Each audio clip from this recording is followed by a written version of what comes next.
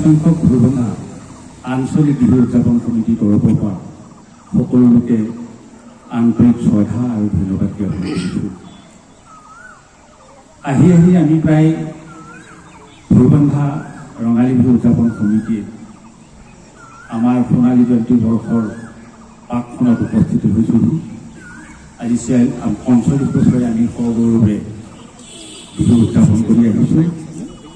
আজি ৪০ সংখ্যকৰ আমাৰ প্ৰথম দিনৰ কাৰ্যসূচীত আমি ইতিমধ্যে দুটা কাৰ্যসূচী সম্পন্ন কৰিছোঁ। বিহুৰ পতাকা উত্তোলন, বন্তি প্ৰজ্বলন। আপোনালোকে বিহু বুলি ক'লে আমি বিহু হ'ল আমাৰ অসমৰ গৌৰৱ, বিহু আমাৰ বাপতি সাহোন। বিহু বাপতি সাহোন বুলি প্ৰথমতে কোনে কৈছিল বাৰু? এই বিহু বাপতি সাহোন বুলি প্ৰথম কৈছিলে আমাৰ ঔপন্যাসিক সম্ৰাট ৰজনীকান্ত বৰদলৈদেৱে। আমি শব্দটো যদিও সঘনে উচ্চাৰণ কৰি থাকোঁ, কিন্তু এই শব্দটো আমাৰ এজন বিশিষ্ট ব্যক্তিয়ে আমাক দিছিলে, যিটোক আমি হাড়ে হিমজুৱে মানি লৈ সকলোৱে মুখত আমি বিহু বাপতি সাহোন, আমাৰ বিহুৰ জাতীয় উৎসৱ বা বিহু আমাৰ গৌৰৱ ইত্যাদি ভাষাৰে আমি বিহুক সম্বোধন জনাই থাকোঁ। বিহু আপোনালোকে জানে, বিহু আছিল গছৰ তলত, বিহু আছিল আমাৰ চোতালত। এই বিহু প্ৰথম স্বৰ্গদেউ ৰুদ্ৰসিংহই ৰাজকীয় মৰ্যাদা দিলে।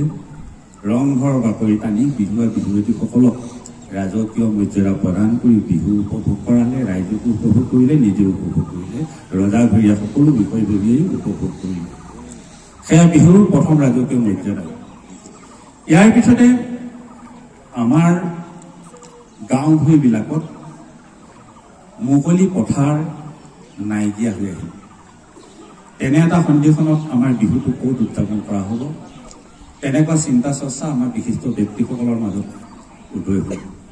তাৰে পৰিপ্ৰেক্ষিতত 1952 চনত প্ৰথম ৰাধা গোবিন্দ বৰুৱাদেৱে বিহুক মঞ্চলৈ আনিলে। আজি আমাৰ নতুন চামে বিহু মঞ্চত উপভোগ কৰি আছে, বিহু গাই আছে, পৰিৱেশন কৰি আছে।